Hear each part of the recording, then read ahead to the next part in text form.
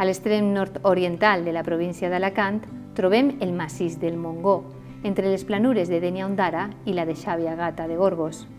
Una mole calcària, últim contrafort de la serralada bètica, que emergeix entre dos falles paral·leles vigilant el litoral del Marquesà de Dénia. Un paratge on es barregen la brisa de la mar i el perfum de la vegetació mediterrània que entapissa el paisatge. Forma part de les estribacions del sistema bètic, sent el Cap de Sant Antoni i el de la Nau els extrems que enfronten a la mar.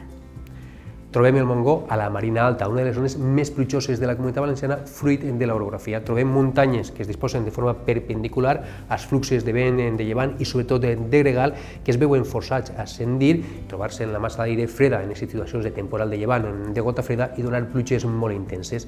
Un altre tret característic és que es troba molt a prop de la mar i és molt característic el veure eixe barret que n'hi ha de núvols baixos a la zona del Montgó quan entren els vents d'origen marítim.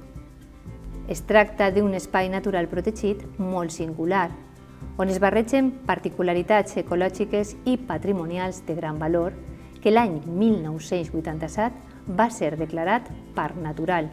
L'any 2002, el govern valencià va aprovar el Pla d'Ordenació dels Recursos Naturals del parc amb l'objectiu de minimitzar els efectes negatius de la pressió urbanística. Presenta una disposició oest-nord-oest, est-sud-est, diferent a la resta de la serralada bètica que li atorguen característiques climàtiques i ecològiques molt particulars.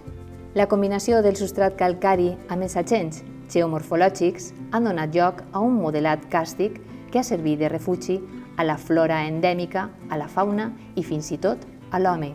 Cims, penya-segats, diferències marcades entre els vessants de barlovent i sotavent, barrancs encaixats en la roca, camps de conreus abandonats, la proximitat a la mar, fan que en un espai reduït d'apenes 3.000 hectàrees habiten més de 600 espècies de flora diferents.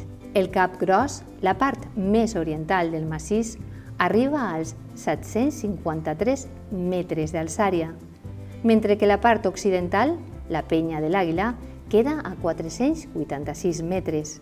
Des de temps històrics, per la seva visibilitat, tant des de terra com des de la mar, ha sigut un punt de referència de viatgers i mariners. Les restes més antigues d'assentament humà es van trobar a la Cova Ampla i daten del Paleolític superior. Al jaciment també s'han trobat restes arqueològics neolítics, la qual cosa data la presència humana des de l'edat del bronze. En època recent, cap a finals del segle XX, el massís del Montgó i els seus voltants han tingut que fer front a la pressió turística i urbanística. No obstant, prèviament el paisatge es va configurar en base a una economia basada en l'agricultura, la pesca i el comerç. L'abandonament de cultius a mitjans del segle passat va coincidir amb un procés urbanitzador d'eixes terres que va ser un important reclam de turistes, tant nacionals com estrangers. Avui en dia, els principals problemes a resoldre són la forta pressió turística, la urbanística o els incendis forestals. Sens dubte, el Montgó és un enclau ecològic singular, sòlid i majestuós, amb uns valors escènics, ecològics, culturals, climàtics i gastronòmics excepcionals.